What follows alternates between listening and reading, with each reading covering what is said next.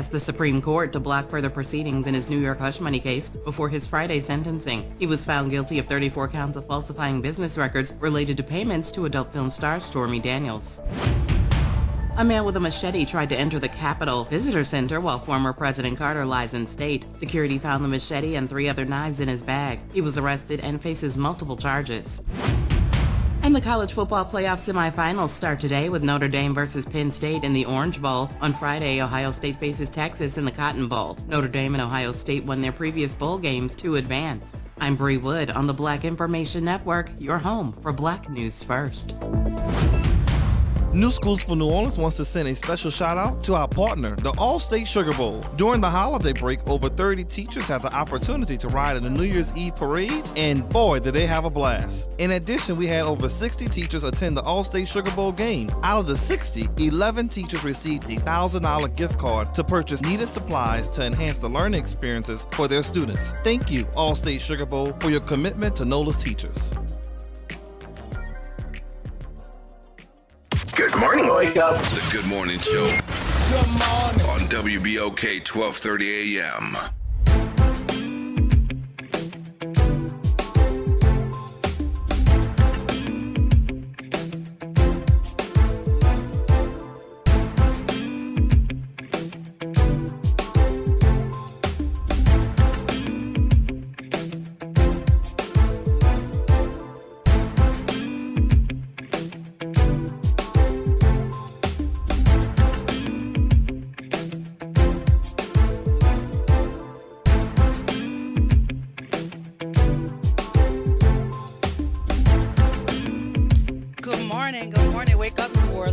Thursday. Welcome to WBOK 1230 AM. I am your host, Dr. Ashanta Wyatt. We have my co-host, Oliver O.T. Thomas, calling in this morning because, you know, he's handling some big business around the city. And super producer Naira Sanders is behind the glass holding us all together. Good morning, O.T. How you doing? Man, I'm doing good morning, Doc. It's just another event-filled morning to share and talk about. Sorry I can't be in the studio with you, but good to be with you to start off this show. And thank you for the article about the guy Williams who had infiltrated these right-wing organizations, man. It's a great, powerful read. It could kind of, and what really got to me was the high-level people. You think it's Joe the Plumber, yes, and some of these yokels, but it's really not. It was a fascinating piece that aired by ProPublica. And, man, I can tell you, man, my wife and I were talking about it this morning, and it kind of raises your hair to know that you have, at some of the highest levels, people who think like that. And then you see now Trump kind of reverting back to some of the stuff we thought he had kind of chilled out after the election, and he seemed to be more moderate and said, you know, he wanted to just work, he didn't want revenge. Now he's blaming Gavin Newsom for these wildfires, and I don't know. I'm really kind of concerned, especially when you talk about the divisions in our country. Yeah, I definitely had that on the list to talk about today because when I watched the coverage, the news coverage of it, the governor of California seemed to be really struggling emotionally about what was happening in his state, and then to have the reporter Anderson Cooper, he said, I really would hate to ask you this, but, and then he goes on to tell the governor that the president-elect is blaming him for the wildfires. And it's just to have to go from trying to figure out how to inform your constituency about how to stay safe and to inform the viewing public about the gravity of this to shift to trying to answer silliness. It's just, certain stuff should be beneath the office of the presidency, and I don't think that we've gone to a low that he's satisfied with. I think he's going to continue to go as low as he possibly could. Yeah, but it really hit me because, you know, yesterday, and first of all, hearts and condolences go out. Absolutely. Continue. All the victims of lost loved ones, man, and people who are healing. But I also, man, the Wu family asked me to participate in the candlelight ceremony for Turnbull, the young lady who was lost, and this violent act of robbery. And by the way, for the public, they've identified the 3 assailants. 2 have been captured, and there's a warrant out for 1. But I read from the Book of Revelations yesterday, and we know the Book of Revelations talks about what seems to be some of the times we're in right now, and it talks about false prophets and people who have evil intentions and what it does to our society. So it's just really, really crazy, especially following our hearing yesterday, our committee meeting, which didn't kind of go the way some of us thought it would. But then again, it was good that it happened to kind of see where we are in our community and where people are. So at least they kind of show themselves. So there's no guessing anymore. So Yeah. it's just a lot of stuff happening, Doc. And as always, thank you for feeding and sharing information. I think for the public out there, guys, pay attention. I mean, there's a lot of stuff happening. I think we have to begin to shape our hearts, our souls, and our minds in terms of how we live and where we live today. Yeah, it's super unfortunate, and as you stated, our thoughts and prayers go out to the residents of the great state of California, because there was Yes. a young man, black young guy, and he was on the news begging for water. And a friend of mine, a very good friend of mine, lives out in California, and she's watching the fire come in her direction, and she's updating us, every half hour to an hour, and she's saying that the water is getting ready to run out in California, even though the barrels that hold the water hold millions of gallons each. They're getting ready to run out of water, and they have 0% containment of the fire at this point. Well, that was last night. I don't know what progress they've made. Yeah. So that's scary. But think about that, right? And not to put in too much religiosity, but famines and feasts and wars and the divisions and amongst people. And if you remember, I was one of the panelists and speakers at the major conference, and I was one of the speakers on the state of water. And there's as much as water as we think we have, and California is right there next to the Pacific Ocean with hundreds of miles of beachfront, but that water is salt water, and they haven't figured out how to use that. And fresh water, and the lack of fresh water, a potable water source, actually kills more people around the world today than the wars and battles that we have. So, I try to be prayed up and stayed up with information like you, but it is a very concerning time. And so why would the leader of the free world, especially in the midst of a disaster where people are begging for water, where whole towns and communities will be burned out and affected, why would you pick a political battle, to blame the governor? It would seem to me like President Trump would have been saying, hey, look, we're here to help you, not here to blame you. Yeah, and the Moms of Liberty, the extremist group, because the Civil Rights Watchdog have named them an extremist group. They're also blaming they're attacking the fire chief because she's openly gay, and they're attacking her under this this same rhetoric about DEI and things of that nature. And it's just so sad that this woman is faced with the job that she's faced with, and you have groups such as that coming out against her in terms of her sexuality that has nothing to do with her work ethic or what. I mean, she was hired for the job. She's in the role. So clearly some group of folk thought she was qualified for it. And to have her trying to figure out how to help save her state and save her area, that you have groups like this coming out attacking her for something that has nothing to do, but they're just following the lead of their leader. That's what they're doing. And I just think the tone has been set.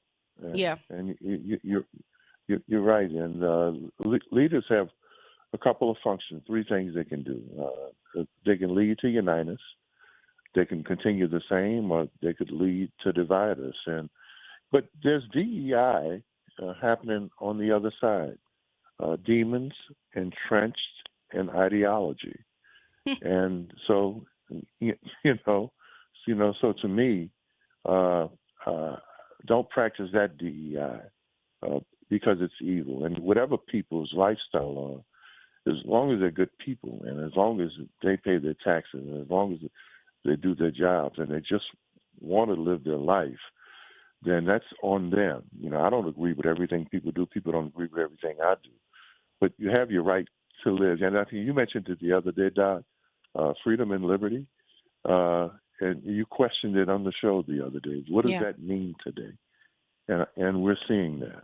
Yeah, and to that point, we talked about the mayor of Bogalusa yesterday on the show, so I wanted to follow up because he's since been released on bond, and he's released a statement via his public and private social media accounts, and the statement in part reads, "When you're cutting contracts, shutting down favors, and exerting influence, shaking up things and exposing truths, you become a target. I pray that God reveals every person that had a hand in this, and there are many." That is part of his statement. And I shared it to my page because I thought it was appropriate, because I think something about this story has yet to come into its fullness. And I want to know if the accusations hold any merit. Let's see the evidence, and if they lack merit, and if they lack any evidence, then the people who put forth these allegations should be held accountable.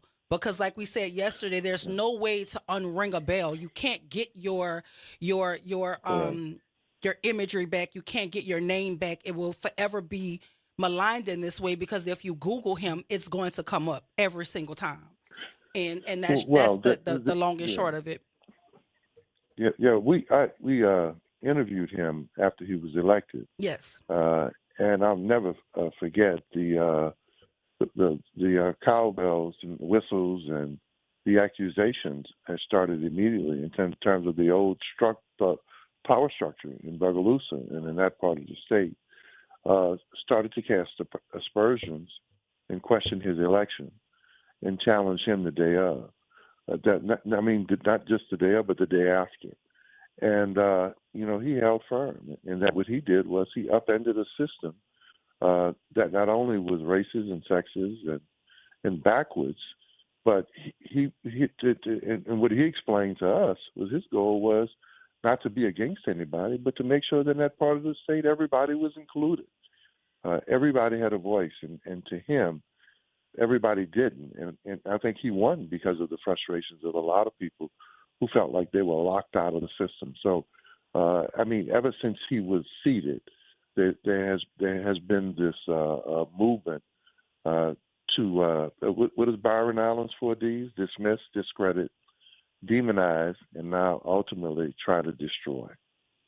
Yeah, I absolutely sent him a message yesterday with those in there, and I mentioned you always saying that. And so, though they can try to do those first 3 things, they cannot destroy what they did not put together. So for me, I think you hold firm to who you are and whose you are, and you stick firm to your integrity. I think if what the mayor is saying is accurate, then it should all come out in a wash. What doesn't come out in a rinse comes out in a wash. And so for me, I just think that it's very the timing of it is peculiar, right? To me, the charges are peculiar because you could say all those big words, but when it comes down to it, they're charging him with stealing a car or taking a vehicle that doesn't belong to him. They're saying that he, I guess, paying for prostitutes or something of that nature. And I don't get into people's personal business and how they decide to live their lives, what proclivities they have. But if whatever monies he's using to pay for his proclivities don't have anything to do with the city of Bogalusa, then what are we talking about? Right? So, when you really get down to what they're charging him, where you have to ask yourself, and critically think about what's at stake here and what's being alleged, and so that's what he said on his page. If you think that I was in drug trafficking and prostitution, then you need to think about that, right? And so that's what did the U.S. attorney in New York say some years ago? If we wanted, we could indict it. We could indict a ham sandwich. We could indict a ham sandwich. So let me say this about Trent Trump. In my interviews with him, in my evaluation of him, And of the people I know who know him, he doesn't represent what it seems to be these charges are now in terms of his proclivities with sex and what he does there. That's his personal business. Yeah.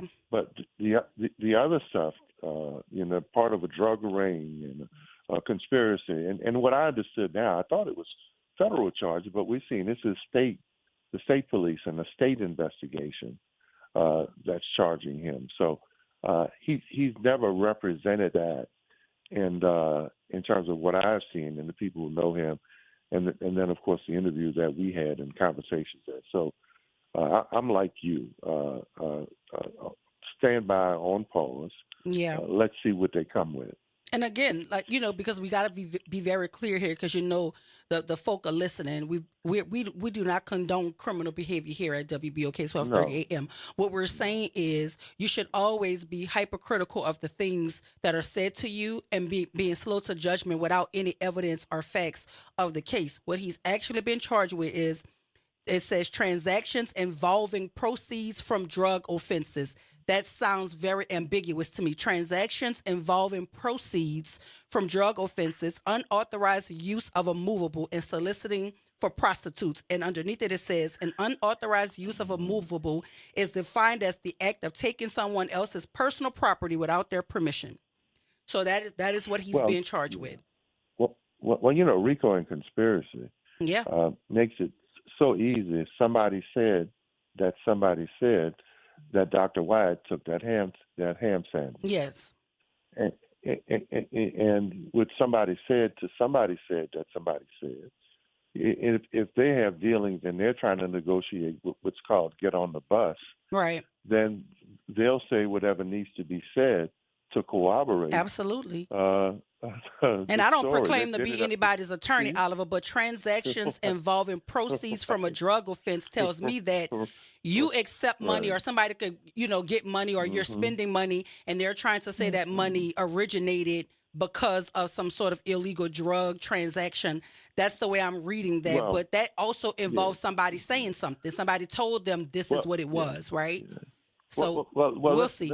Let's bring it to the lowest common denominator. The money that I made off my drug proceeds, I bought lunch and a Christmas present for Dr. Wyatt. Ciao. So Dr. Wyatt, so you benefited from the ethics, right? I violated those ethics, but meanwhile, folk can be voting on contracts for big businesses who actually donate to their campaigns, and everybody act like that's not such a big deal. There's nothing illegal about it.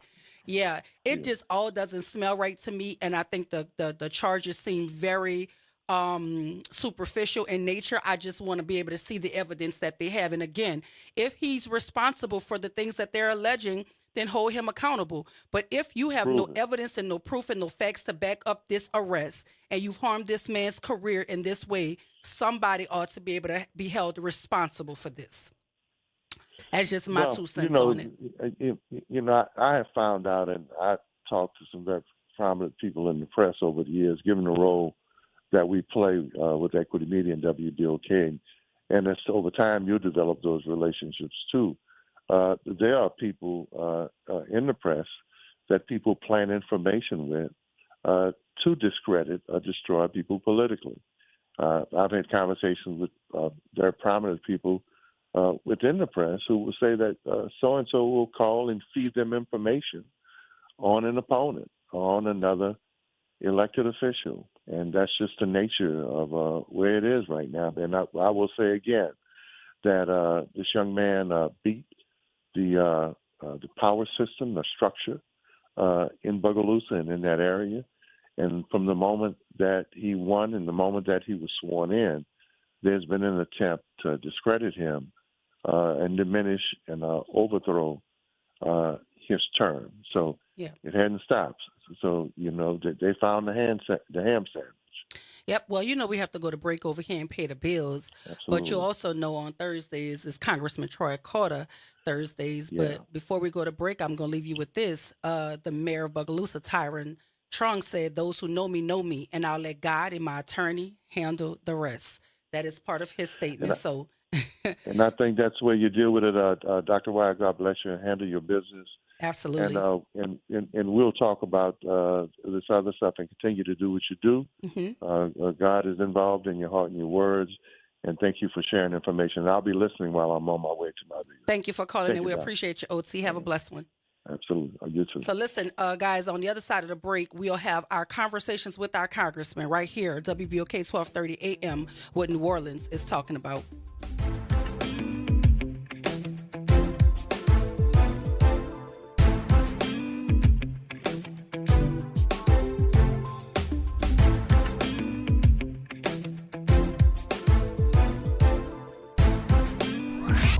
Hey, this is Steve Poston. Be sure to listen to WBOK 1230 AM every Saturday morning at 10 a.m. and Sunday evening at 5 p.m., bringing you the best Southern Soul barroom music with the Southern Soul Weekend Party Mix, hosted by me, of course. I'll be playing your favorite Southern Soul music by artists from all over the South, right here on WBOK 1230 AM or online at WBOK1230.com. The station you listen to longer. Listen to longer. Listen to longer. NOLA Public Schools' main round enrollment for kindergarten through 12th grade is now open. With 73 schools available through the NOLA Public Schools Common Application Process, or NCAP, finding the right school fit for your family is easier than ever. List up to 12 choices to maximize your chances and apply by January 24th. We're all in, and we hope you are too.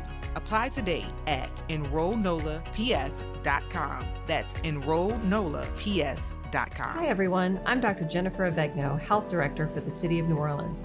It's flu season, so now's the time to roll up your sleeves and get your flu shot. Flu cases are on the rise and affect every age. From handshakes to friendly hugs to touching infected surfaces, the flu can be transmitted to anyone, anywhere. Don't let the flu sideline you from all the fun things you love about our city. Getting your flu shot is one of the easiest things you can do to protect yourself. Be flu ready NOLA and get your flu shot today. Visit healthyheartcpp.org to learn more. Tune in this Friday, January 10th at 8 a.m. to hear Liberty Bank and Trust discuss customized banking solutions. Power your dream and fuel community growth. Tune in this Friday, January 10th at 8 a.m. on the Good Morning Show. The New Orleans Jazz and Heritage Foundation is the nonprofit organization that owns the New Orleans Jazz and Heritage Festival presented by Shell. With the funds generated from Jazz Fest, the foundation invests in Louisiana communities through economic development, cultural enrichment, and free educational programs. To learn more about the New Orleans Jazz and Heritage Foundation, please visit us at www.jazzandheritage.org. Hello, I'm Gary Clark. Please tune in to Dr. Clark 101, The Living Classroom, which is broadcasted weekly every Wednesday at 12:30 p.m. on WBOK 1230 AM on your dial. And as always, it's been a pleasure. Tune in every Wednesday at 12 noon to What's Growing New Orleans, hosted by Angel Vanderpool. What's Growing New Orleans is a weekly conversation about developing and growing Black businesses throughout the region. Brought to you by the New Orleans Regional Black Chamber of Commerce. Sunday mornings are reserved for a good word on WBOK. This Sunday, be sure to catch Dr. Kevin Stevens Sr., the pastor of Christian Unity Church, for service and a powerful, full, inspiring word. Listen live every Sunday morning right here on WBOK. Making a difference in the community. WBOK 1230 AM. Good morning. Wake up. The Good Morning Show. Good morning. On WBOK 1230 AM.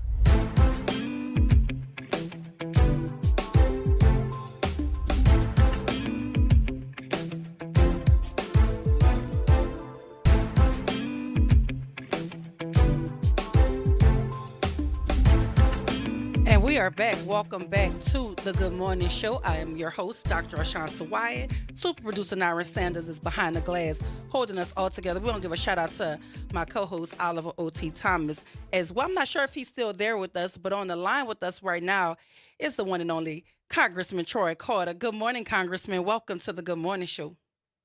Good morning, Dr. Wyatt. Thank you so much. Happy New Year. We've been so busy, it seems like it's been a moment since we've had a chance to get together. But God bless you and OT and the team. Yeah, look, we've been missing you over here. I feel like I haven't spoken to you in forever. But I know you've been installed in your new role out in DC, so congratulations again for that. But we do miss you over here. We want you to get us caught up on all the wonderful things you're doing on behalf of our state. And I know you're praying, and your thoughts and prayers are also with your colleagues out in California with the wildfires. So it's a lot going on. And then we're on the heels of the inauguration, Martin Luther King holiday coming up. So it's a lot to talk about. So I want to just do a mental check-in. How are you these days? How you feeling? Well, thank you so much. I appreciate you. Appreciate you asking. That's not a question that's always asked. So thank you very much for being so thoughtful. There's a lot going on. As you just did a rundown, and we're prayerful. This is a time that we together as people have to lean on each other, and most importantly, lean on God and our faith to get us through these challenging times. And like many challenges in our past, we will get through this as long as we're vigilant, as long as we're strong, we remain in our faith, and we wake up every day and push back against the evils of those who would try to hurt us. We know the horrific acts of cowardice, of terrorism that happened on New Year's Eve in our city was one of cowardice, of a clown, of a hater who did great harm in the city of New Orleans. And as I've said to many people, this terrorist act that happened in New Orleans could have happened anywhere. We've seen it happen in Boston. We've seen it happen in Vegas. We've seen it happen all over our country. So I would just ask everyone to resist the temptation to just point fingers and to unite and demonstrate to the American people what the people of New Orleans and Louisiana are made of. We're tough, we're strong, and we're resilient. And we will get through this. Our thoughts, our prayers, our well-wishing goes to the family of the survivors, the law enforcement agents who put their lives on the line, all the many people who did their jobs on that day. We say thank you. And for those who lost their lives and their survivors, we will consistently be in their prayer. We will continue to raise money through the various sites like Greater New Orleans Foundation to have resources to assist them, not only with burial, but with other needs as the days and weeks go by. It's important that they know that when the tragedy is over and the media is no longer talking about it, we will still be there. We'll still be there to support them. And that's an important message that I want to get out. And as we advance and move into this new year, we have a mighty task at hand. In just a few days, we'll be saying farewell to one of the best presidents we've ever had in the United States. We'll be shifting to a presidency that has promised some horrific things to happen, like Project 2025, to attack our democracy, to undo many of the gains that we've enjoyed. My commitment to you is that I will be here in Washington fighting every single day with every fiber of my being to protect the citizens of New Orleans and of Louisiana and of our country, to continue to push bills like we successfully passed the Social Security Fairness Act that has now become law. This is a very important piece of legislation. I was so proud to stand by President Biden at the White House as he signed the Social Security Fairness Act into law.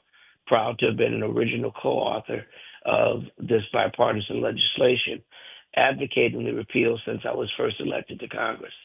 I remember going door to door, talking to many of our school teachers, postal workers, firefighters, police officers who were impacted by this unfairness that caused them to not be able to enjoy the full benefits of their retirement. Well, the Social Security Fairness Act will ensure that these hardworking individuals will no longer face unfair penalties to their earned benefits. The repeal of WEP and GPO is not just about doing the right thing, it's about justice. And I'm proud to say we've kept our promise. This is a big deal for the people. Oh, absolutely. And as an educator, I absolutely thank you for that.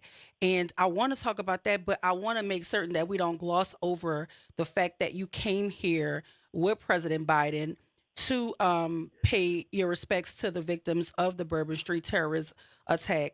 You traveled here, and I don't know if did you guys meet with survivors and families, but I know you were here, and I think it's important for people to know that you came down when this happened and you traveled with the president to assess the area and to talk to families and leaders right here on the ground. Yeah, Dr. White, I'm glad you made me point that out. Yes, because I really want to emphasize how proud I am of President Biden and president of the free world. There's a lot on his plate, but we got on Air Force One, and I flew down with the president to meet with the surviving members and those who lost loved ones. It was amazing to see the president of the free world come to New Orleans in a private meeting before the mass. It was a big mass at the St. Louis Cathedral that was publicized, and many of you may have seen in the media. But before that, where the cameras weren't rolling, I was with the president by his side as he walked and talked to the entire group of family members who lost loved ones and to those surviving members who were able to get out of the hospital after being injured, but survived the threat. I watched this president go as we walked together, one by one, and talk to every single family member who'd lost loved ones. To watch the president take the time to sit next to and hold the hands of mothers who lost their babies, fathers and brothers and aunts and uncles who lost their loved ones, siblings who lost their siblings, or people who lost their best friends. That is an incredible feat, and I'm so proud and honored that President Biden agreed to come to New Orleans to touch these people and to demonstrate not just the power of resource, because yes, he released all the resources necessary to address this. He took the financial burden off the city and state by stepping in with federal dollars to assist. But more importantly than that, he gave his time and his heart, and he and Dr. Biden, his wife, told their story of how they lost loved ones as well. And he shared with them his own personal grief of losing his wife and daughter and children in a terrible car accident when he was a very young man before he met and married Dr. Biden. This was very touching, and the people, I can feel it in their handshake and in their hug, and in the tears in their eyes, that they really appreciated that their president of the United States came to New Orleans, not only bringing money and resources and the full faith and credit of the United States agencies, but he brought his heart, he brought his emotion, he brought his passion and his compassion. I don't know that we'll see this kind of love and commitment in the next guy that will occupy the Oval Office. So let us take this moment to say thank you, Mr. President. Thank you, Vice President Harris, for believing in us, for caring in us, caring for us, and providing the resources that you've done over the last 4 years, but more specifically, during this period of grief for the people of New Orleans. The president flew, and I flew with him, to come to New Orleans and demonstrate that New Orleans and Louisiana matters.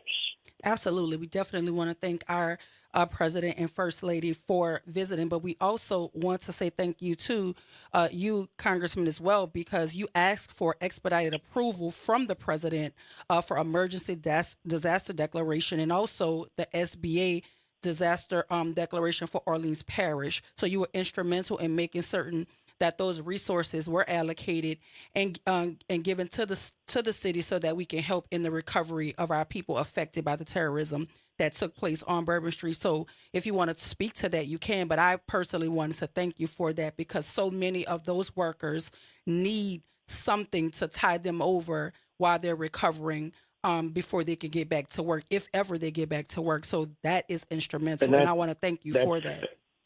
And thank you, Dr. Wyatt. That's incredibly important because, as you know, I have been fighting tirelessly to make sure that resources come from Louisiana. We've been successful. We bring literally billions of dollars back home, and I'm very proud of that effort. And when we have these storms, when we have these natural disasters, when we have these terrorist attacks, we know that people need help. When these things happen, the world stops, but your bills don't. You have to keep living. You have to keep paying rent. You have to keep paying a mortgage. Tuition is still due. The light bill doesn't go away. Grocery bills don't go away. So while everything else seems to come to a screeching halt, and the pain of these type of disasters only magnified by the fact that that bill still comes. The threat to turn your lights and your water off still comes. The threat that your baby will be kicked out of school because you haven't paid tuition still comes. The threat that your home may be repossessed or you may be evicted still comes. So I'm proud to have fought for and to continue to fight that we have a disaster declaration for Orleans Parish, and that we will continue to push to have SBA loans and grants available to assist people during the difficult times. And again, to the many citizens that are out there and to the SBA officials that are out there, kudos to them for being on the ground and making sure that we bring these resources to you. My staff and I do a series of what we call LAO2 Curbside, where we bring the resources of SBA, of government agencies, to the communities to make it easier for people to access. We help with the paperwork to make sure that we help expedite the process. So, listen, this is a labor of love, and I, as you often hear me say, it is a blessing to serve, and I don't take my service to the people of New Orleans or to the American people lightly. I wake up every day thanking God for the ability to be here to fight for our people and to serve you. And we thank God for your service as well. So let's get to the fun stuff. You have been actively working in the 119th Congress, and you've been assigned to certain committees. You want to tell us about those committees and your assignments? Yeah. So thank you. I am completely honored. Just 2 days ago, I was appointed to one of the most influential committees in the United States Congress, and one of the oldest committees in since the founding of our country, and that is the Energy and Commerce Committee. Energy and Commerce Committee has sweeping authority. It is one of the most significant, most influential committees in the United States Congress. It has complete authority and oversight of all of healthcare, all of energy and energy regulation, of all of communications and technology. So when you talk about health and hospitals, you talk about Medicaid, Medicare, you talk about the Affordable Care Act, Obamacare, you talk about everything dealing with anything energy related. All of those measures have to come before our committee. Everything telecommunication, every electronic, every technology. It is a trade, international. It goes very, very deep into a huge jurisdiction of things that set national policy for our country. Very honored. It's one of the exclusive committees of the United States Congress, and it's an honor to have been chosen and appointed to serve on this committee. It is something I'm very, very proud of, and it will be a huge benefit to the people of our entire state, and specifically to my district, that we will have someone on ENC. It has been nearly 30 years since a Democrat has gotten a seat on Energy and Commerce from the state of Louisiana. Well, congratulations, Congressman. We're also very proud of you here. You've also been selected to serve on the House Democratic Steering and Policy Committee, as well as being the deputy whip on the House floor. You want to tell us about that? Yeah. So again, very blessed to have been elected to be a deputy whip on the floor, on the House floor. And what that means is we're responsible making sure that we are counting the votes and getting to members and informing them of the significance of the legislation that's up, to encourage them to vote for those things that are good for the American people, and to unify to push back and vote against those things that are bad. So in this capacity, we get in-depth briefings on information, and then our job is to go on the House floor and talk to other members to educate them on the significance of the legislation and encourage them to vote or answer any questions they might have on the significance of the legislation. It is a hefty undertaking, and one that I'm very proud of. Equally as important is the appointment to the Steering and Policy Committee. Steering and Policy Committee is made up of a small group of members that have the responsibility of appointing members to committees. So anyone who gets appointed to any congressional committee has to come to our committee, and our committee is the one that ultimately makes the appointment, which is significant power for us because it gives an opportunity to advance those people who would best serve in these key positions. So having someone from New Orleans to serve on this powerful committee will bode us well in being able to direct and create better relationships with people who will serve on these key committees that will ultimately be able to benefit the needs of Louisiana. And last but certainly not least, very honored to have been voted on and elected by my peers to serve as the first vice chairman of the Congressional Black Caucus, the longest standing, most powerful caucus on the Hill, 62 members strong, the conscience of the Congress. The Congressional Black Caucus has long served as a vote of consciousness. The conscience of the Congress is what we're known for, because we stand and we fight for the least, the lost, and the left behind.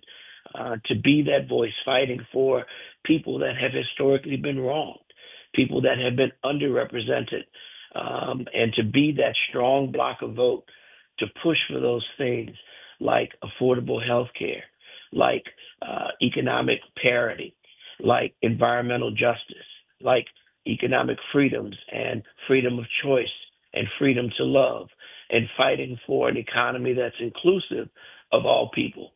These are the tasks of the Black Caucus, fighting for equality, fairness, and economic opportunity, justice and fairness, making sure that our people are not being unduly and unjustly targeted, fighting to make sure that people have the right to clean air and clean water, and an education system that educates our children and provides the best opportunity for the success.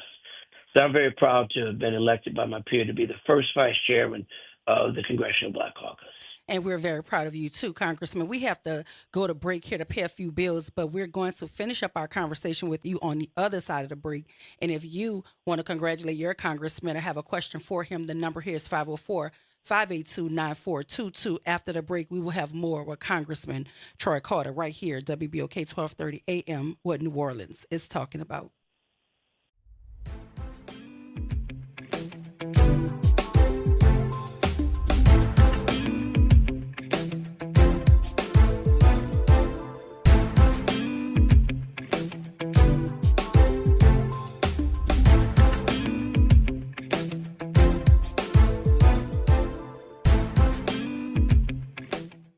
This new dose is...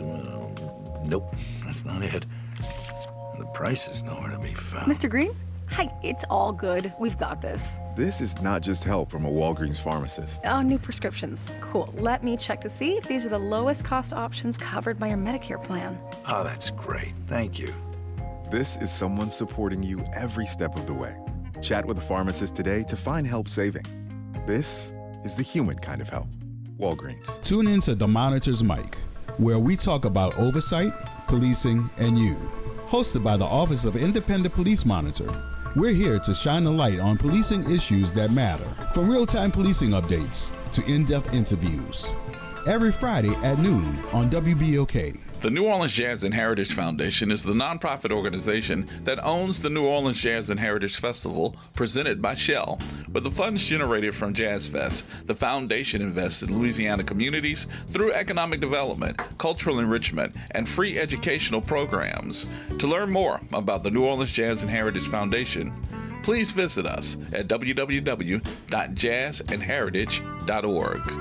New Schools for New Orleans wants to send a special shout out to our partner, the All-State Sugar Bowl. During the holiday break, over 30 teachers had the opportunity to ride in the New Year's Eve parade, and boy, did they have a blast. In addition, we had over 60 teachers attend the All-State Sugar Bowl game. Out of the 60, 11 teachers received a $1,000 gift card to purchase needed supplies to enhance the learning experiences for their students. Thank you, All-State Sugar Bowl, for your commitment to NOLA's teachers.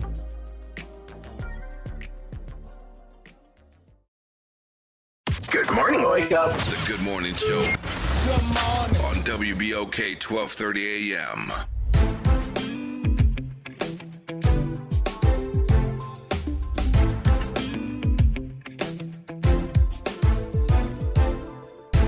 We are back. Welcome back to the Good Morning Show. If you are just tuning in, we are in conversations with our congressman. If you want to congratulate our congressman because he's doing some wonderful things all across this state for us, the number here is 504-582-9422. Welcome back, Congressman.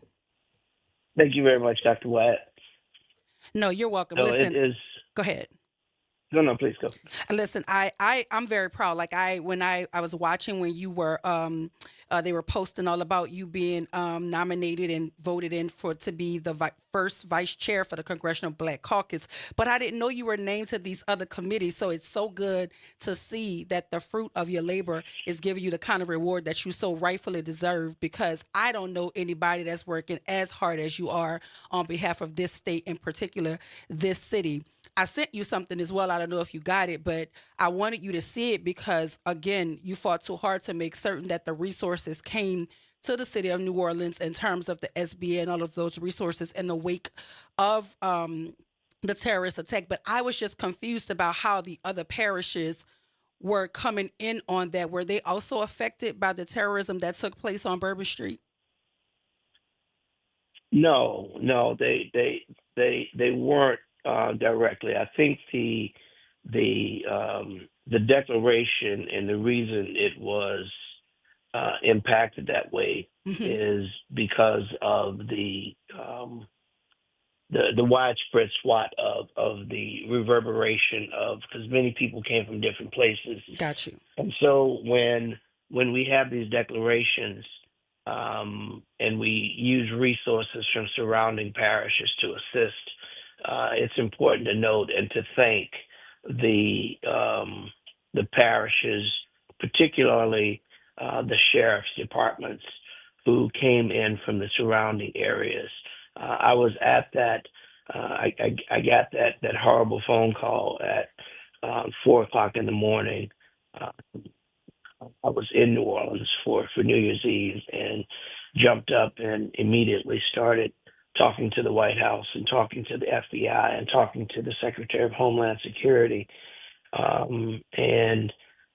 When I got downtown for the briefings, I was very honored and grateful to see that we saw Jefferson Parish, we saw St. Bernard Parish, we saw other parishes and their sheriffs coming to the aid of New Orleans. And while this tragedy happened in the New Orleans proper, we know that we really are one. And we don't have the luxury of saying that's your parish, that's your problem. And I was very grateful to see. So when we see these declarations and they end up impacting people in surrounding areas, it's just because of the wide swath of impacts and how it reverberates. The bulk of the resources, and just so you know, there is a process, and you have to demonstrate Just anybody just can't walk in and say, "Give me some money." You know what I mean? Mm-hmm. So if someone comes from some far-reaching parish and say, "I was impacted," you kind of have to demonstrate to some degree. We've made that less onerous because we don't want people to be interrogated to get help, but we also want to make sure that people are not abusing the system. Absolutely. Spoken like a true leader. And thank you for the clarity, because when I saw that posting, I just was trying to figure out how did that factor into the resources for the terrorist attack on Bourbon Street. So thank you for that clarity. Can you also tell me, Congressman, the party makeup in the House of Representatives? So we have now the thinnest margin. The Republicans are in control, but they only have a few votes. So they have the thinnest margin of control than they've had in nearly 100 years. Wow. This is the closest it's ever been in 93 years, to be exact. And what that means is it forces them, as much as Donald Trump has tried to say we don't want to work with Democrats, it forces them to have us at the table. It forces them to have to listen, and it gives us great power to push back against some of the evil things that we've heard this upcoming administration plans to do. It gives us the ability to stand in the gap and to fight for the American people. It gives us the ability to not have them have a rubber stamp that this president so desperately wants, to undo democracy, to undo with the evils of Project 2025, to undo and do away with our environmental protections. All the people, the river parishes and throughout Louisiana who've been devastated by the impurities in the air and by those who violate and pollute. I've often said that we can coexist as business and industry and community, but we can only do that when the rights of individuals and communities who live nearby and those who live afar have the ability to breathe clean air and drink clean water, to make sure that producers of chemicals and plastics and things that may be important to our economy, they must also be important to our community. And we have to fight to make sure that we're not letting them just disregard the lives of people by polluting our air, in our water. So having this slight margin of victory that they have, where they were able to control and pick the Speaker of the House, they're not going to be able to do the things they want to do, because we're not going to let them. We're not going to roll over and just give them a rubber stamp. We're going to be at every door, every crook and every cranny. We're going to be at every table, every discussion. A Democrat's going to be there, and we're going to be fighting. And that's why this appointment to Energy and Commerce is so critically important, because many of those measures will have to come before my committee. And you can be assured that I'm going to be a strong voice for the people, fighting and pushing back, fighting to make sure that we do not lose the gains that we've made. Instead, we'll be fighting to make more gains. Well, again, I absolutely appreciate you being there, and that very small margin was very evident when we were talking about the Speaker of the House, because he didn't get in on the first ballot. It took 2 ballots for him to do it, and so I think that was very evident. What you're speaking of now is very evident with that whole process.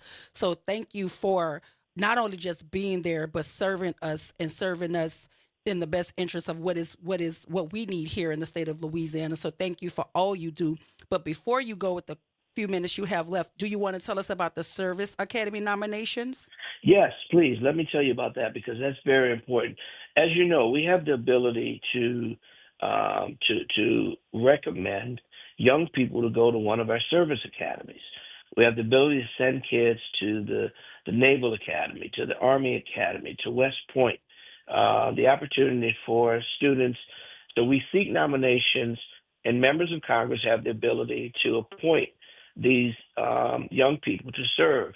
The honor of attending Service Academy comes with the obligation of commitment to the military for a minimum of 5 years, but you get the opportunity to go tuition free to what is equivalent of one of the Ivy League schools. And I am so anxious, and we're excited that we've sent young, brave individuals to take advantage of this huge academic and financial blessing.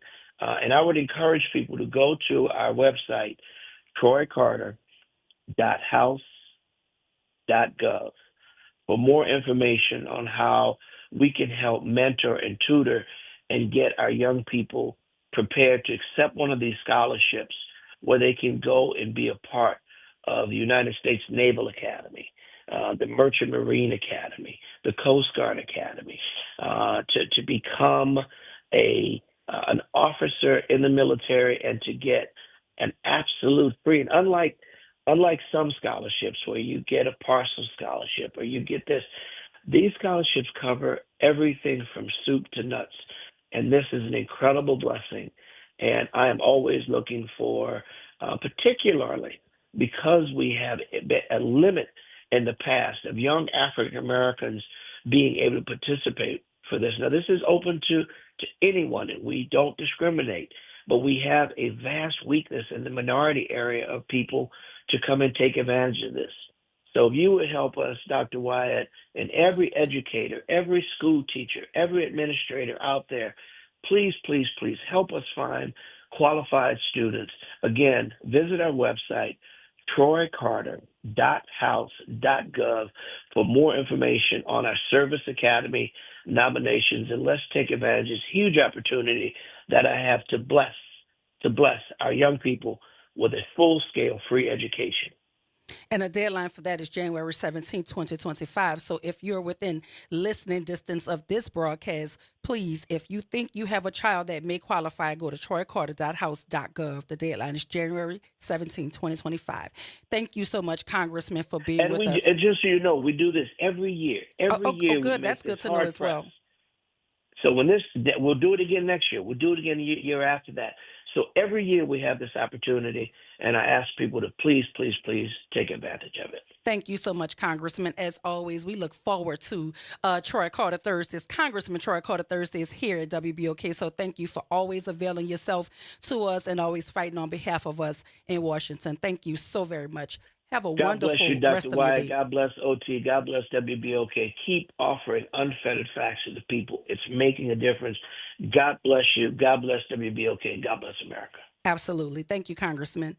Listen, we have to go to break to pay a couple bills, but when we come back, we will continue to talk about all things that are important to us in the news. We're going to talk about those officers out of St. Louis. We're going to talk about 2 high schoolers who tried to frame their teacher for false accusations of sexual harassment. We'll have that and a whole lot more right here.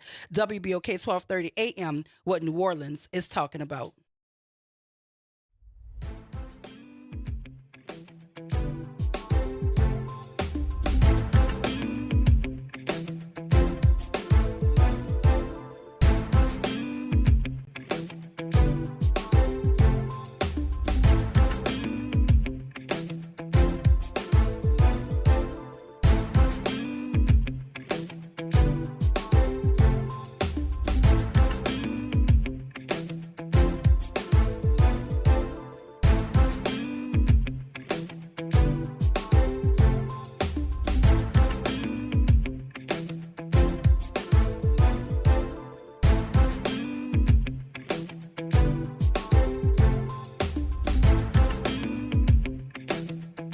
WBOK 1230 AM New Orleans.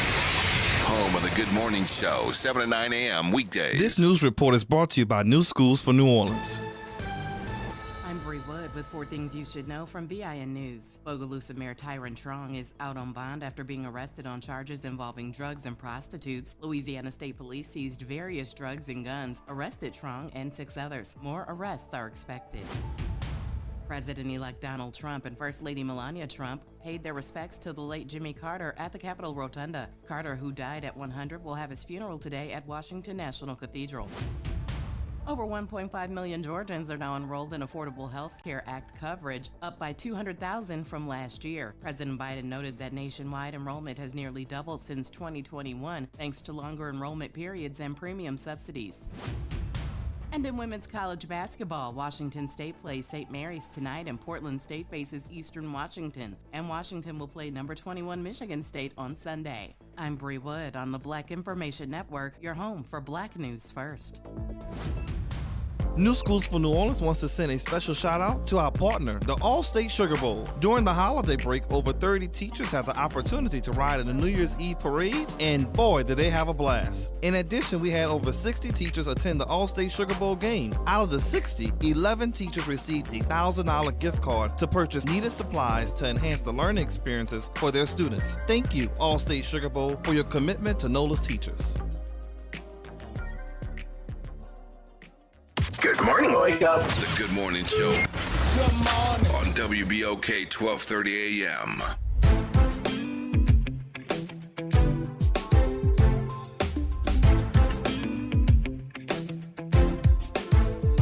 And we are back. Welcome back to the Good Morning Show. I am your host, Dr. Ashanta Wyatt. My super producer, Nyron Sanders, is behind the glass holding us all together. I want to give a shout out to my co-host Oliver O.T. Thomas for calling in this morning, and I absolutely want to tilt my hat to our guest, Congressman Troy Carter, and thank him for his unwavering service on behalf of his constituents in the great state of Louisiana. We want to thank him for coming here, visiting the city with our Commander-in-Chief to assess the area and meet with survivors of the Bourbon Street terrorist attack. We also want to thank him for his service to us in terms of getting Social Security Fairness Act passed. And we also want to congratulate him for being named to the Committee on Energy and Commerce for the 119th Congress, also to the House Democratic Steering and Policy Committee, and being named as the Deputy Whip on the House floor for Democratic leadership. Additionally, our congressman was elected as the Congressional Black Caucus's first vice chair. So thank you, Congressman, for your service to the state of Louisiana. And if you want more updates and to follow Troy Carter, Congressman Troy Carter, it is troycarter.house.gov, troycarter.house.gov. And on social media, you can follow him at Rep. Troy Carter. So thank you again, Congressman, for always availing yourself to us on Thursdays right here on WBOK. Yesterday, I believe, or some recent day, we talked about the New Orleans Police Department and Mayor LaToya Cantrell asking for expert help in terms of making certain that our city is the safest that it can be moving forward in the wake of the terrorist attack on Bourbon Street. And we now know that the city is hiring ex-New York City Police Chief Bill Bratton to assess security following a familiar playbook. The article says that New Orleans Police Department Superintendent Ann Kirkpatrick confirmed Wednesday that former New York City and Los Angeles Police Chief William Bratton will review the city's security vulnerabilities. Not everybody is happy about this appointment, but Bratton's work will be paid for by the private individuals through the New Orleans Police and Justice Foundation, a booster group for police causes. In 2022, with the city mired in a surge of violent crime and exodus of cops, the foundation bankrolled a different team of consultants from the NYPD. The work of the folk involved was largely cloaked in secrecy. Bratton's expected arrival on Thursday comes after Mayor LaToya Cantrell announced Sunday that a tactical expert will be hired to map out the city's potential terrorism targets, review the adequacy of new street barriers being installed in the French Quarter, and to make recommendations. The choice was Bratton, who is 77 years old. He became a national voice on anti-terror planning during his policing career and later as a consultant. He has served 2 stints as police chief in New York City, the first under then Mayor Rudy Giuliani in the mid-1990s, after previously serving as Boston's police chief. In New York, Bratton was heralded for implementing the broken windows theory of quality of life policing that was credited with steep reductions in crime. He went on to lead the Los Angeles Police Department from 2002 to 2009, and then returned to New York City again to lead the NYPD from 2014 to 2016. Businessman John Casbon, I guess that's how you pronounce his name, co-founder of the Police and Justice Foundation, declined to provide details on the contract, but said he expected that Bratton is going to be here a while. He's the most respected voice in all of the United States in terms of terrorism and policy. He's been the number one cop in the country for a long time. That is a quote from John Casbon, the businessman and co-founder of the Police and Justice Foundation. He said that Bratton will make suggestions for Carnival and will likely review security for French Quarter Fest and New Orleans Jazz and Heritage Fest. Some critics question why the city is looking outside for help. Well, that's because that's what we do here. Some critics question why the city is looking outside for help, securing events that local law enforcement has managed. The guy that's criticizing it is Melvin Howard, a retired New Orleans police officer and Orleans Parish Sheriff's deputy who helped organize security for Mardi Gras and other major events for decades. He says, I don't know the man personally, but what does he know about Mardi Gras? Howard asks, there's a different culture here than anywhere else. Why are we doing this when we have people here with the expertise to do it? Howard pointed to the Macy's Thanksgiving Day Parade in New York, saying, do you see ladders? Do you see people barbecuing? Tents set up? What's going to happen to all of that? Well, Howard, they put out a new guidelines for the parades, and it seems that they're eliminating all of that. So when you ask the question about what's going to happen to all of that, they just got rid of it. So you can't be on the parade route with the barbecue grill anymore. I'm not certain all of the other parameters, but there's a list of things that they've updated in terms of Mardi Gras and parade season moving forward. So that answers that question, I guess, in full. So there you have it. The guy that's going to come in, I'm assuming that is who the mayor was alluding to when she was talking about an expert to make certain that our city can be as safe as it possibly can be moving forward. That guy is being paid by the Police and Justice Foundation, and he's a cop that served under former Mayor Rudy Giuliani in New York, and that's going to be the consultant. He's going to be here a while per the article. So there you have it, folks. That's going to be the person to work with our police chief here and our police department here moving forward in terms of safety. Bill Bratton is his name. Prior to the break, I told you guys about a story out of St. Louis. And again, I tell y'all all the time, like I'm always looking for news nationally, locally to talk about here that I think is important. And if you know, we fought very hard to make certain that the Jefferson Parish Sheriff's Office were outfitted with body cameras. NOPD has body cameras. We wanted Jefferson Parish to have body cameras. They now have body cameras. And in St. Louis, it was the wearing of the body camera that got us the information that I'm getting ready to share with you. So St. Louis cops refused to help a dying man because their shift was ending. And all of this was captured on one of the body cameras of the responding officer. 2 St. Louis police officers walked away from a still breathing man suffering from a gunshot wound to the head, with one noting his shift was ending soon.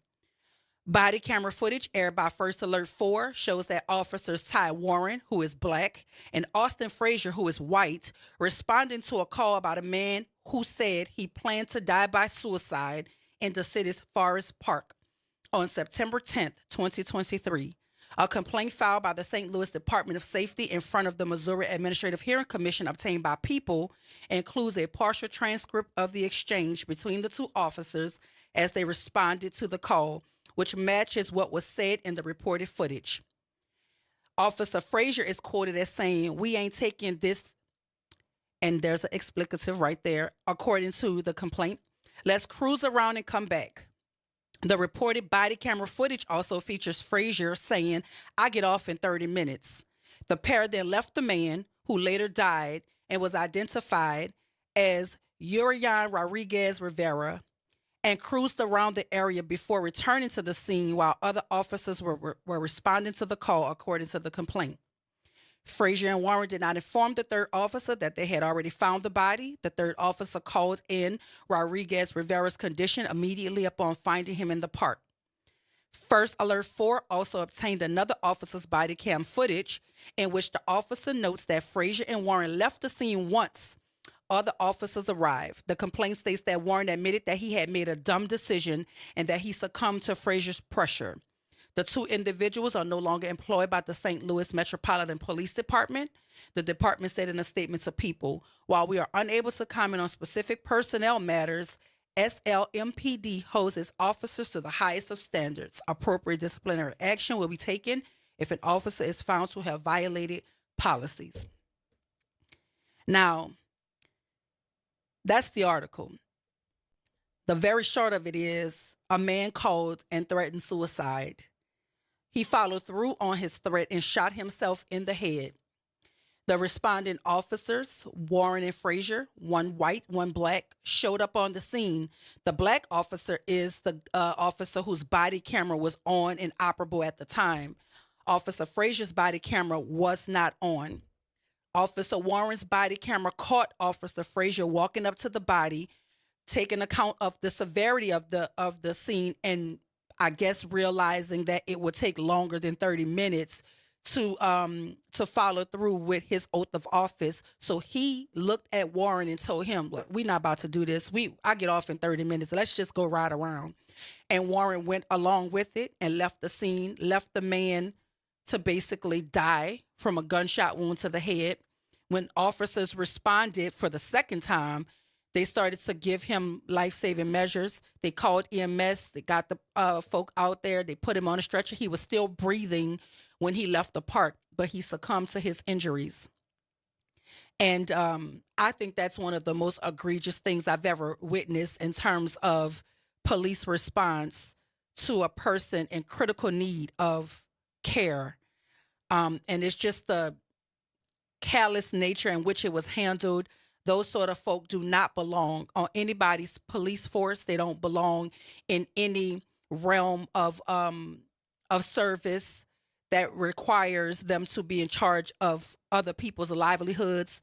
They don't need to be working in any capacity where oath of office and this idea of to first do no harm or to serve and protect comes into play. I've not seen anything as sad as that in terms of police response for a dying person. I just don't even know what to say in terms of appropriate disciplinary action. What?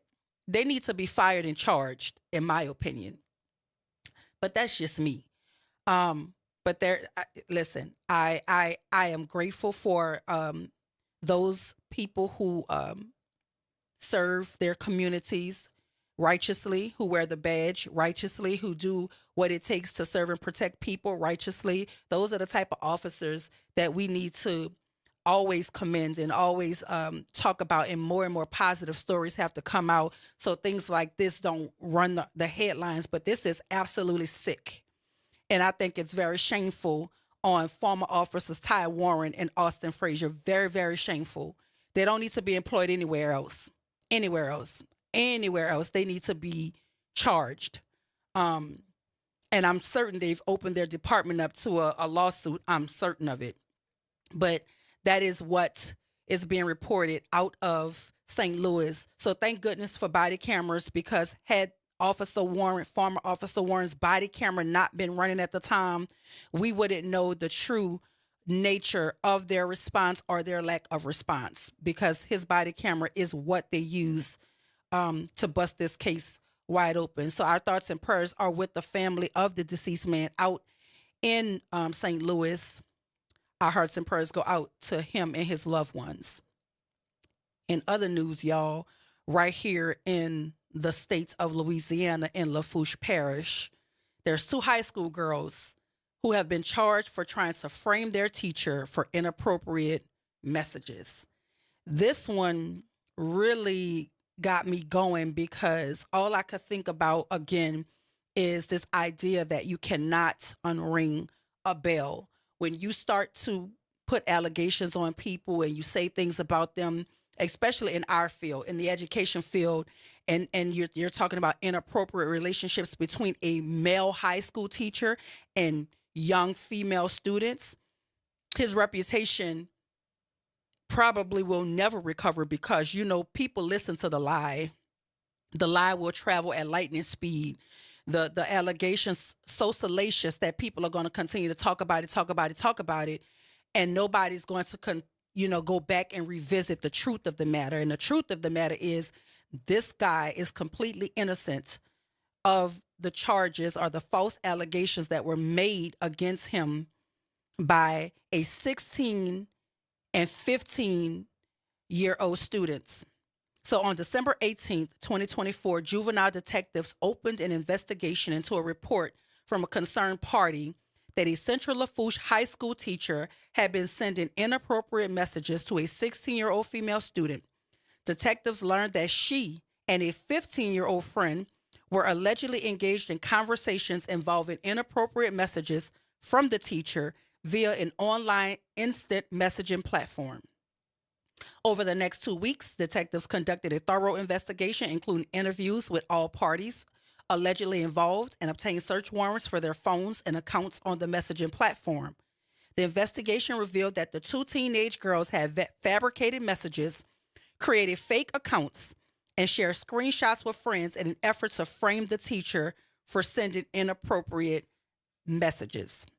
On January 6, 2025, both girls were charged with 1 count each of false swearing for the purpose of violating public health and safety, which is a felony, cyber stalking, and online impersonation. They were placed on electronic monitoring and released to the custody of their parents. There's a whole lot more to this article, but listen, I think what they did is very, very dangerous, and I think it's very telling in the wake of this Me Too movement, and making certain that we can honor the stories of real victims, that people like this attach false stories or they just say anything because they know that we're in a hypersensitive era about protecting victims and making certain that victims are shielded from public scrutiny, that victims' voices are heard, that their stories are told. But what happens when you have false allegations made? Then the accused now becomes the victim. Are we looking after the male teacher because he has been victimized in this situation? Are we affording him victimhood the same way we would have done this 15 and 16-year-old girls who falsely created this entire plot to frame this man? And the article doesn't say, I didn't see what the motivation was. I don't know if he was their teacher, if he maybe gave them a grade they didn't like, maybe he didn't respond to their advances. I watch a lot of Lifetime, y'all. I see these kinds of things happening on TV all the time. Like the student likes the teacher doesn't like the student back, and then you go out of your way to harm him and harm his reputation. I don't know what their motives were, but I do think that what they've done here should be gone after and investigated and held to the same standard that they would have held this man to had they proved that he was actually the one sending those inappropriate messages. Because again, you cannot repair your reputation once it is shattered. It's almost like breaking a glass and trying to glue the pieces back together. It just won't fit the same. Everywhere he goes, somebody's going to be saying or alleging that, that was the guy that was supposedly sending those messages to those young girls, but he didn't do any of that. It's absolutely false. They've done a thorough investigation out in Lafourche Parish and determined that everything that the girls had alleged came directly from their cell phones or their computers or their IP addresses. They were able to prove that all of that was fabricated. I think that's a very dangerous game that these kids were playing. But the superintendent says, we are shocked and appalled to learn of the actions of 2 of our students. The allegations against one of our teachers were false and malicious, and we appreciate the efficiency of investigators in uncovering the source of these messages. Such attacks on a teacher's credibility and reputation are concerning and can inhibit their ability to effectively educate our children. We are committed to investigating all allegations of misconduct in order to provide a safe environment conducive to learning and working for all of our students and staff. That is right here in Louisiana in Lafourche Parish. So shout out to the sheriff's office there. Shout out to the school district there for making certain that they did their due diligence to get to the bottom of it. And our thoughts and prayers go out to the victim in this case, which is a male high school teacher. I don't see his name in the article, thank goodness. But those of us in the education profession, we understand it and we get it, and we know how detrimental this could have been. So I appreciate the Lafourche Parish Sheriff's Office and the school district out there for doing their due diligence. But we have to go to break to pay some bills. We'll start to talk about, we'll continue to talk about national news and local news on the other side of the break. So stay with us right here, WBOK 1230 AM, what New Orleans is talking about.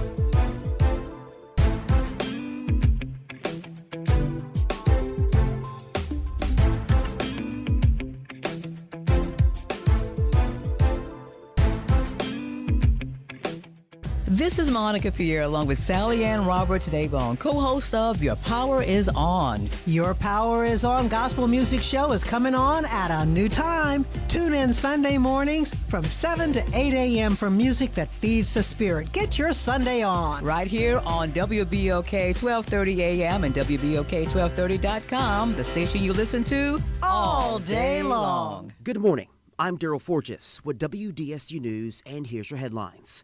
Today marks 1 week since the attack on Bourbon Street, where 14 people died and dozens more injured. In response to last week's tragedy, the New Orleans City Council Criminal Justice and Public Works Committee will hold a joint meeting to discuss security and measures for the city. The focus of the meeting will be on implementing barriers to limit roadway and sidewalk access. The meeting was originally set for Monday, but was rescheduled for today and gets underway at noon at City Hall inside council chambers. This morning, NOPD Superintendent Anchor Patrick is pushing back against critics who've called for her to step down following the Bourbon Street terror attack.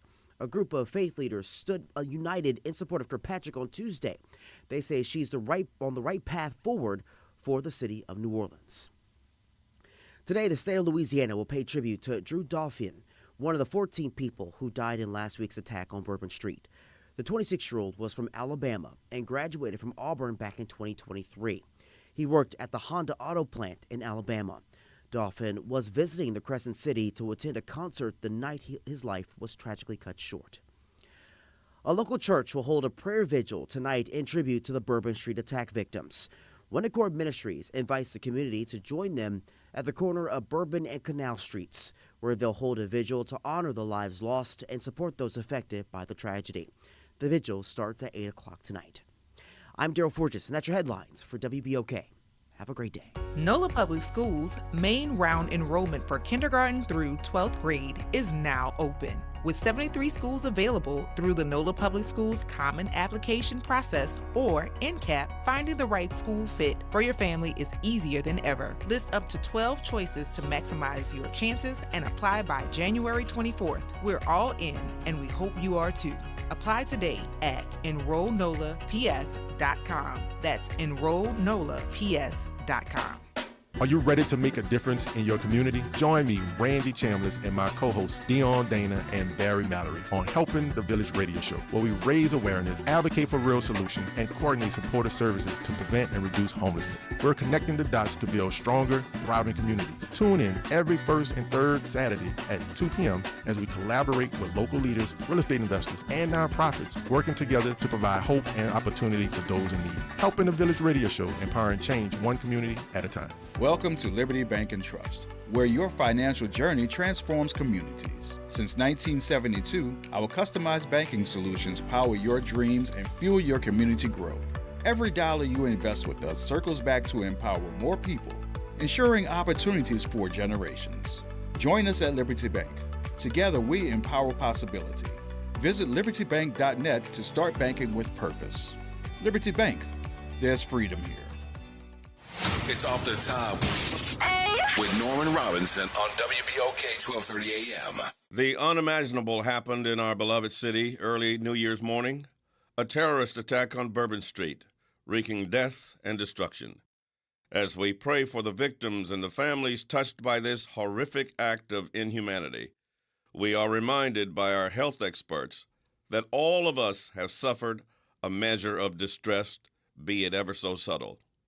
Like many of you, in the wake of this tragedy that tore through the heart of our city, I am still trying to cope with the feelings of anger, despair, shock, and confusion. I reached out to my friend Dr. Corey Hebert, medical editor for WWL-TV, who says the feelings that we are experiencing are natural following a traumatic event. Dr. Hebert says whether we admit it or not, no one is unaffected by what's happened.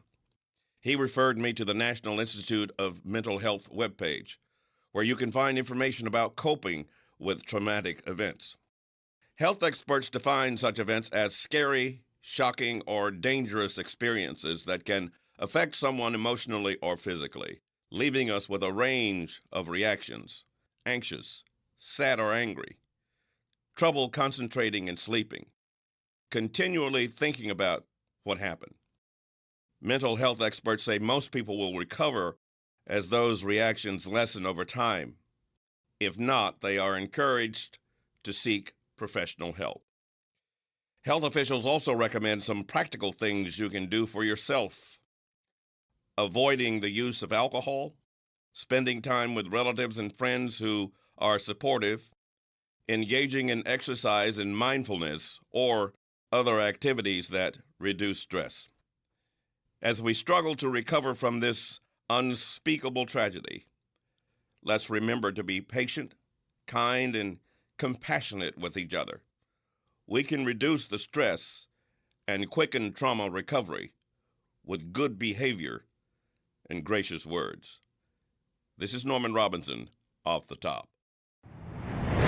Making a difference in the community. WBOK 1230 AM.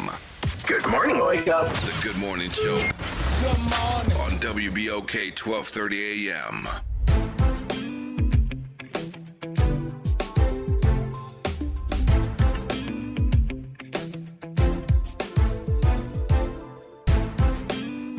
We are back. Welcome back to the Good Morning Show. I am your host, Dr. Ashanta Wyatt, and my super producer, Nara Sanders, is behind the glass making it all possible.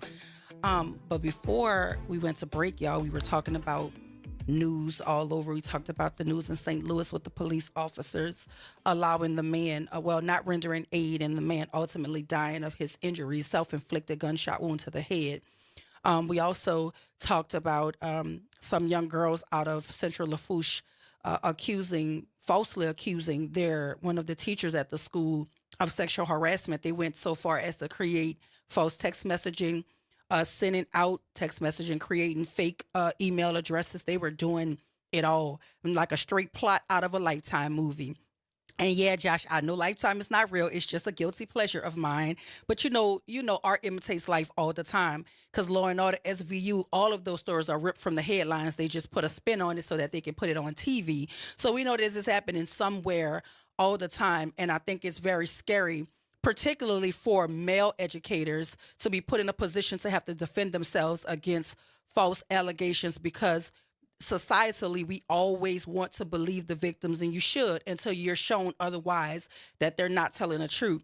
But it's very, very hard to repair your reputation once an allegation has been made, whether it is deemed to be false or not. It is very hard to restore yourself back to where you once were pre-allegation. And so I'm hoping that these young girls will be made to account in the same manner that this man would have been made to account had he been guilty of what they falsely accused him of. Somebody has to do something about that. So it sends a very clear message that victims deserve to be heard, but people who perpetrate as victims deserve to be punished, because you can never put folk together back the same way when you falsely accused him of something. He will always walk around with that allegation swarming around and people saying, oh, maybe he was connected to this person and that's why they're saying it's false. You know how we do here in this country. You know, people are the salacious stuff always travels at lightning speed, and the truth is like a turtle, and it takes very, very long to catch up. But just as I survey the local and national news outlets to find topics to talk about, there's a story that's going around on social media as well. One of my social media friends posted because she just so happened to be sitting in the vicinity of St. Aug at the time, that St. Augustine High School. The young men were marching around the area as they do in preparation for Mardi Gras. And there was this PT Cruiser, and you can't miss it. It looks like something out of some, like, I don't know, like, I don't know. I don't want to offend anybody because I was about to say it, but I'm like, I don't know what to say. But you can't miss it. It looked like it has like wood grain exterior on it. It's a little ugly PT Cruiser, and the person driving, as the young men were marching up the street, she floored it, like literally. So between the drum majors and the next group of kids, they had to create a big space to allow her to come through because she just ran her car straight through their formation. And I'm going to tell you what the mama in me would have done her had I been on the scene, because she would have never left the area if we'd have kept her behind right there. Because when you read the comments in the on Facebook, there are 3, 4, 5, 6 people saying she's done the same thing in different parts of the city. So we need to be very vigilant in finding out who this person is, and get them off the street, because from the video I saw, we couldn't even see like a license plate. So I don't know if she has like a temp tag in the window or she has no license plate at all, but she needs to get off the streets, because the idea that she could have run down children after what we just endured on Bourbon Street is appalling to me. And the fact that she just so callously did it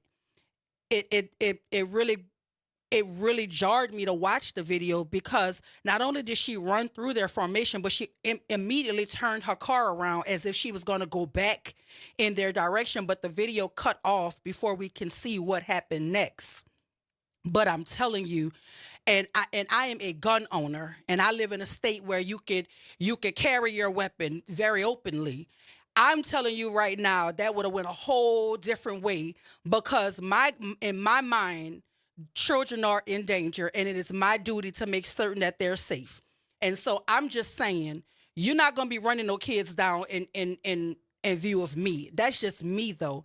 And I don't have a chick or a child at St. Augustine High School, but we have to really get serious about the business of protecting our children. And for folk to have all of these various stories about her, creating chaos all over the city, I'm just trying to figure out what's taking so long to find her. With all of this technology we have and all of these camera systems we have, like, what is taking so long? We should have been able to track her movements from that incident all the way to wherever she ended up, so we can get her off the street. Because that would have been awful to wake up and children from St. Aug High School practicing for Mardi Gras mowed down in the street. That would have been awful. And she didn't seem like she employed any type of brakes. She didn't look like she was trying to, avoid hitting them. I don't know what she was doing, but it looked very intentional to me. And the fact that she went through and immediately was turning around to come back toward them, that was even scarier. So if you see the little PT Cruiser out there with the wood grain exterior, somebody needs to call NOPD, which my friend, my homegirl who posted it, on social media, says she did call police. She did dial 911, and I think she said it took 50 minutes for someone to respond. And we do know our police department is spread thin. We do know we're on the backside of a very horrible, horrific tragedy. We understand that, but we have to make certain too that we could keep the residents of this city just as safe as we're trying to do for those folk who visit our city. So y'all need to be very vigilant. Look for the little rundown, old, beat-up PT Cruiser with the wood grain exterior, and everybody needs to be calling NOPD to get her off the street. And I also saw somewhere where somebody was saying they do not think that she's mentally stable. I don't know what her mental state is. That's even more reason why she needs to be off the street. So be very cautious not to approach her in any sort of way. Just call 911 and have them respond, or the crisis unit or somebody. But she needs to be off the street, because right now in the city of New Orleans, all of our schools are practicing for Mardi Gras. So she could have really done that in any part of the city and found kids marching around the buildings in the afternoon, prepping, informations and doing things like that for the Mardi Gras season. So we absolutely need to get her off the street. So if you or somebody know the lady that's driving the ugly PT Cruiser with the wood grain exterior, because that's how it looked to me from the video, y'all need to call 911 immediately and get her off of our street, out of our communities, and away from our babies. Because if you run down children in this city, I'm telling you, there's nowhere you're going to be able to hide. We just not having that at all. So get her off the street and get her whatever help she need, whether it be a mental expert or a jail cell in a cot.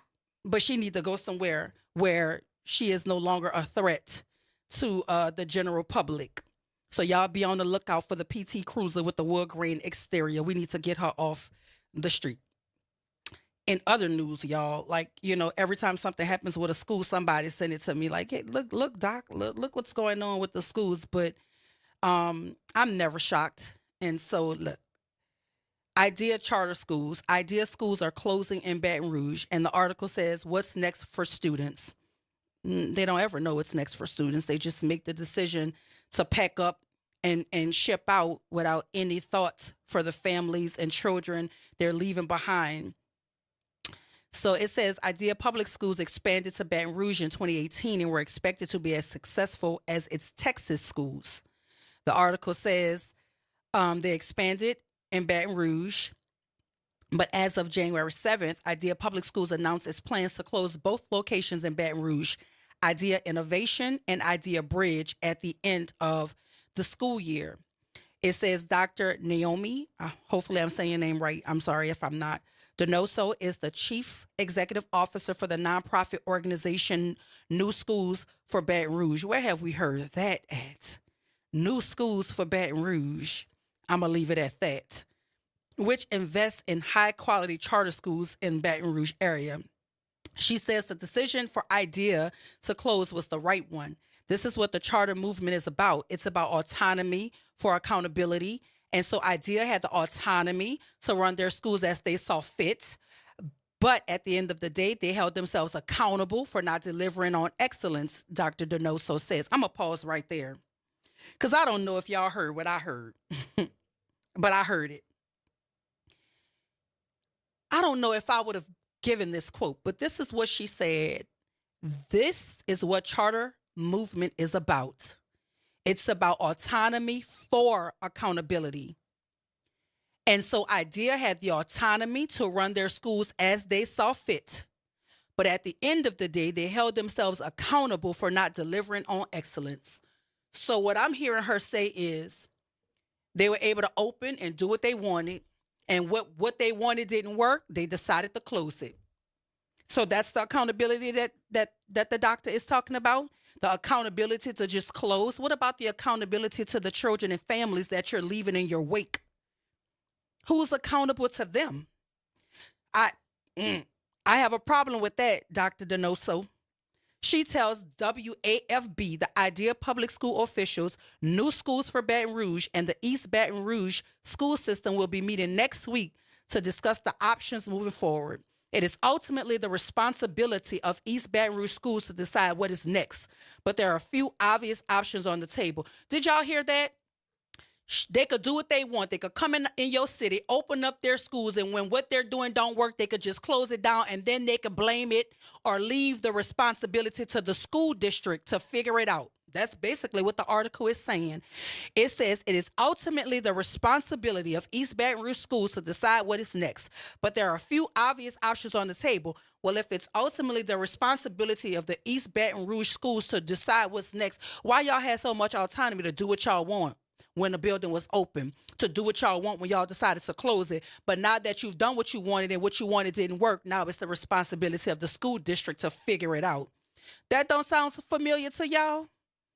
Because I could tell you right now, if I close my eyes and I squint real hard, or no, don't close my eyes and squint. If I squint real hard or I close my eyes all together, I would think we were talking about the schools in New Orleans, would you not? I mean, it's literally the same script, different city, different players, same game. And the only people who ultimately lose are our children. And I think this is extremely sad. And we're not talking about 50, 60 kids here. We're talking about 2,000 children. My God. First, we need to wait and see what the district decides to do and whether or not families will be able to keep their children there for the next school year, Dr. Donoso says. An ideal situation would be to find a way to keep all 2,000 students in the buildings and bring in high-quality charter operator. Don't that sound familiar, y'all? They just one entity fail. They just let another entity take over the building, and the entity that take over the building isn't much better than the entity that closed the building. And we have the benefit in Baton Rouge of having a number of really great charter operators here. The lie detector determined that's a lie. Because if you had a number of really good, great charter operators, there wouldn't have been any need for y'all to go into Baton Rouge, my girl. She got to start telling, like, we really got to stop letting people just tell us any old thing. Come on, Doc, with all due respect to your doctorate degree, I'm going to respect you right here. You said, and we have the benefit in Baton Rouge of having really good, well, really great charter operators here. So if they had really great charter operators, why did IDEA have to move into Baton Rouge? Because you thought y'all were going to be as successful as y'all were in Texas. IDEA Bridge and IDEA Innovation. Why was there a need for you in 2018 if there's so many great charter operators in Baton Rouge already? She says another option could be that East Baton Rouge absorbs those students into schools that are already operating and high performing, or they could bring in a partner to run the current school. Sound familiar? Because that's what it sounds like they're getting ready to try to do over there in the Ninth Ward with Martin Luther King, because I hear there's a charter operator. I'm all salivating at the mouth for the school building already. That's what it sounds like to me. If I take out these players and I plug in MLK in the entity that's trying to take MLK, this article could really be about MLK. Same game, different players.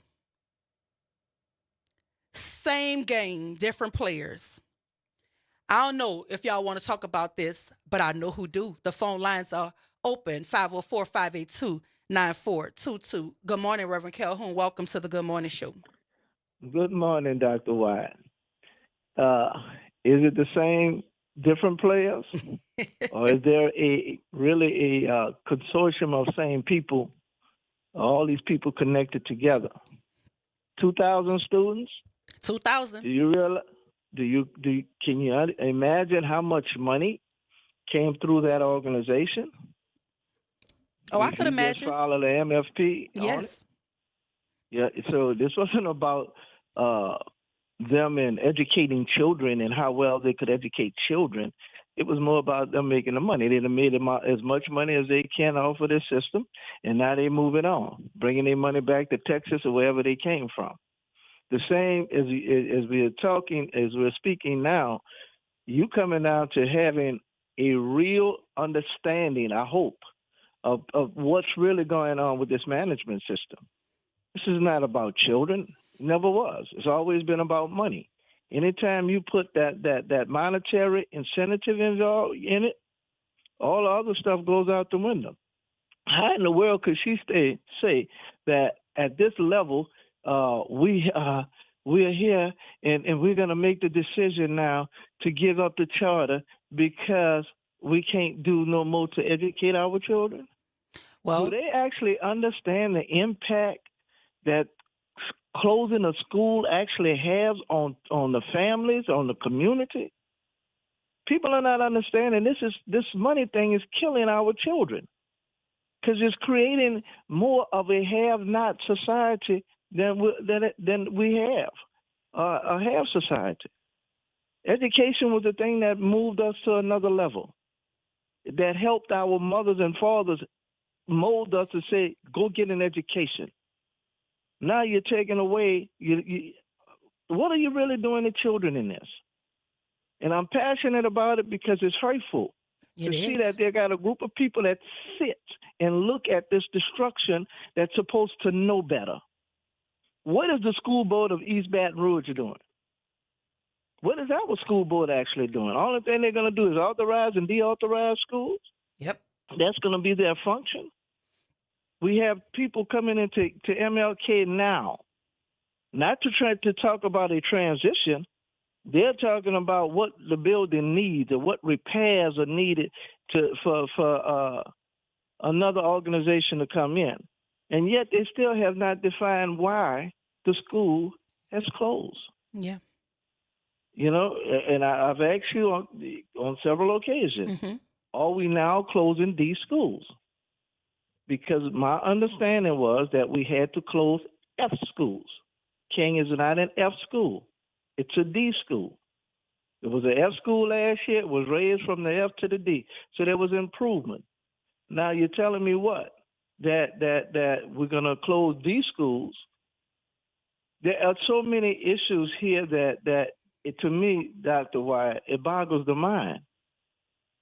You came in from Texas to say that you're going to make it better for our children, and now you've determined through your autonomy that it's better for us to leave now. Yeah. At what cost? To the children and to the parents, all right? To the economics of that area in which that school is located. Because none of these things are discussed in closure. Yep. The impact of community is, to me, is minimal at best when you're talking about closing the school. So let me rephrase: not closing, but deauthorizing the school.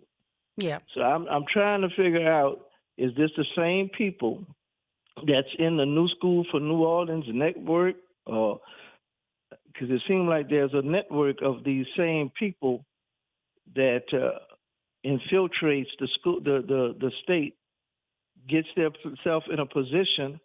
Now, so do they make the recommendation on who's going to take over the school? Is there any conversation between the school board and the next charter management group that's going to come in?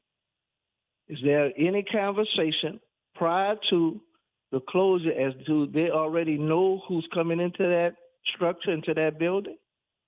Because I'm of the opinion that's what's really happening. They have already determined what buildings they want to go in and who they want to put in those buildings. We have to go to break, Rev, but I'm going to continue this conversation on the other side of the break. And as always, I thank you for calling in, but I'm going to dive deeper into it on the other side of the break. So continue to listen. I appreciate you. All right, then. Listen, we got to go to break, y'all, but on the other side of the break, we will have more. I'll give you more from the article as quoted by Dr. Donoso, and I'll give you my opinion on it right here, WBOK 1230 AM, what New Orleans is talking about.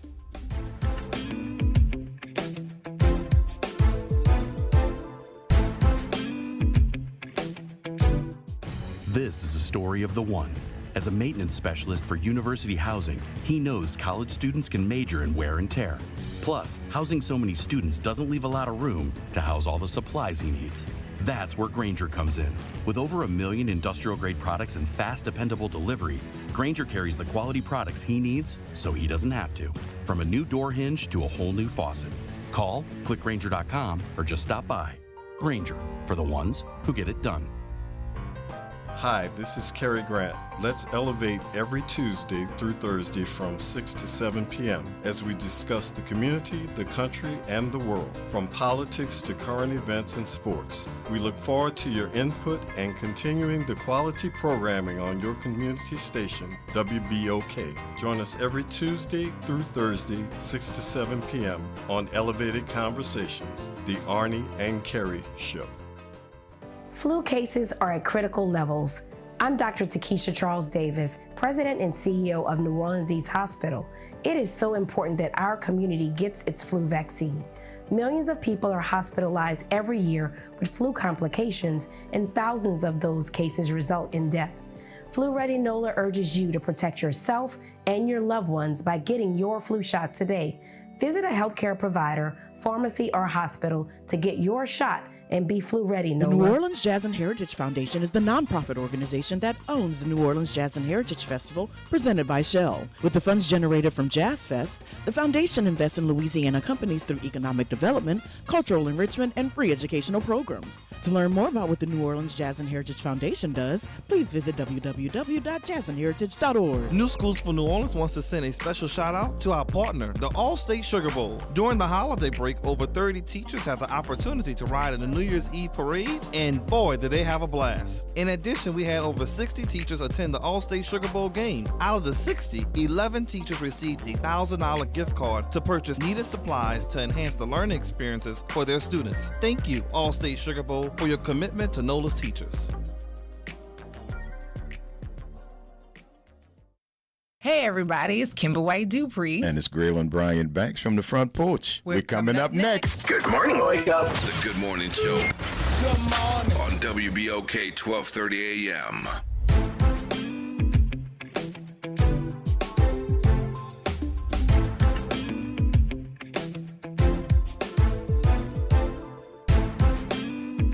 And we are back. Welcome back to the Good Morning Show. Prior to the break, we were in conversation with Reverend Calhoun talking about the closure of schools overall based on this article of Idea Schools Closing in Baton Rouge.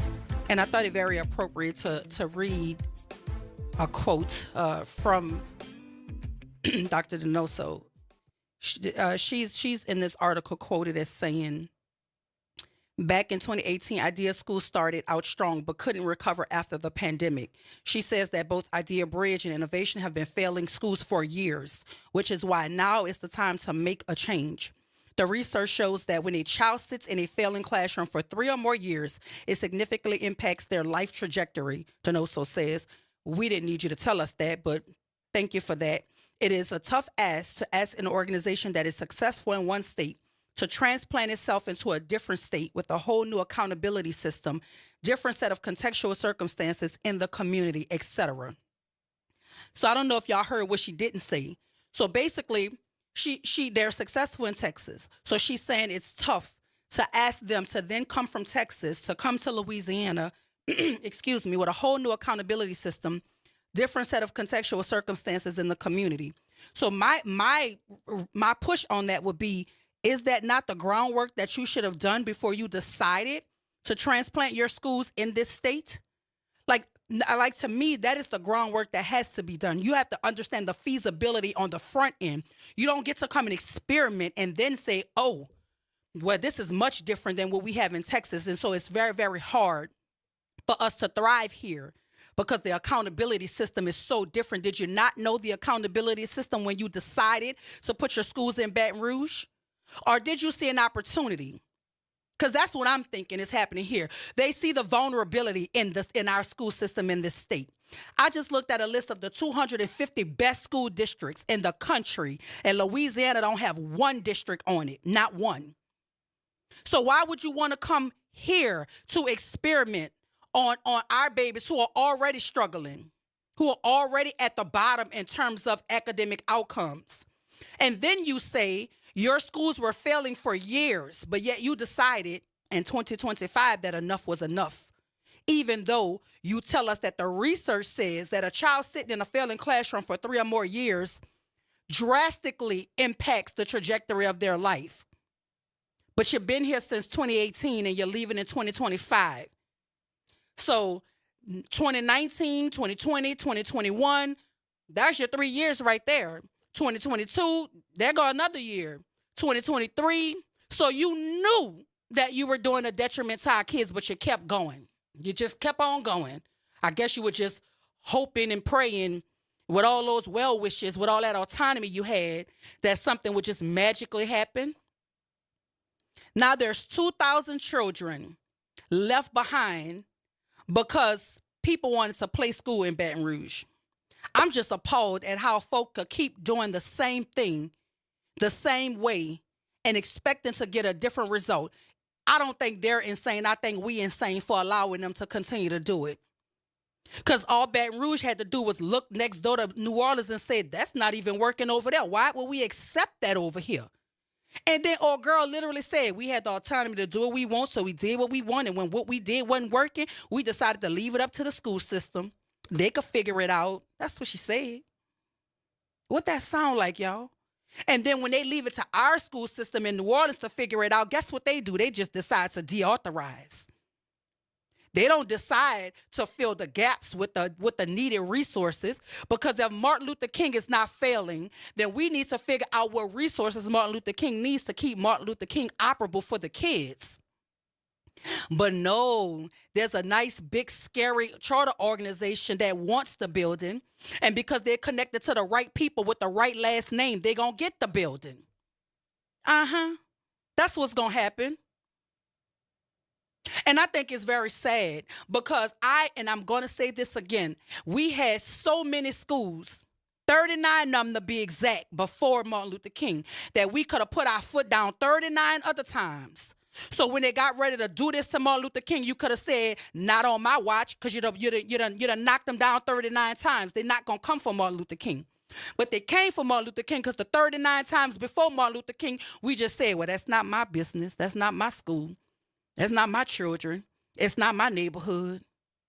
They see vulnerability and they see weakness. And that's all a terrorist have to do to pull off their plan. Vulnerability and weakness. And we gave them the opportunity. The 39 other times we didn't say enough is enough. Y'all didn't listen to Senator Dr. Joseph Bowie. Man that went gray in the face trying to tell y'all what the plan was. He laid it out for you in very plain terms. And what we did when it was time to vote, we voted in the interest of the establishment. That's what we did. So I really don't have time to be nice anymore. Y'all be calling me, asking me questions and wanting to pick my brain. But I've been telling y'all how I feel for a long time. And I don't sugarcoat anything, so don't act like you didn't know what I meant when I said it. All this autonomy, all this money, all these resources, and they still failing, but yet they decimated our school system, telling us that we didn't know how to educate our kids. And they got all this money, all this freedom, all this autonomy. And then they backed by the federal government, because this is a plan that is supported by federal people with big money. They got all of that at their disposal, and they still failing. But yet they want to tell you that New Orleans don't have no failing schools. So why you closing them? If they're not failing, the school is there to educate. If it's not failing to educate, then why are you closing it? And then why are you letting this conglomerate that is another charter operator still operate even though they barely making it? Tell the truth and shame the devil, y'all. I don't know. That's just my 2 cents. All that autonomy, all that money, all those resources, and y'all still failing. New schools for Baton Rouge, that sounds very familiar to what's happening right here in our city on our watch against our babies. So when y'all get serious, holla at your girl. I'm going to invite y'all up next to the front porch where Grilling and Kimber, but you won't hear this voice till tomorrow. See y'all on the other side. This is WBOK 1230 AM. I'm Dr. Ashanta Wyatt. This is the station you listen to all day long. See y'all tomorrow.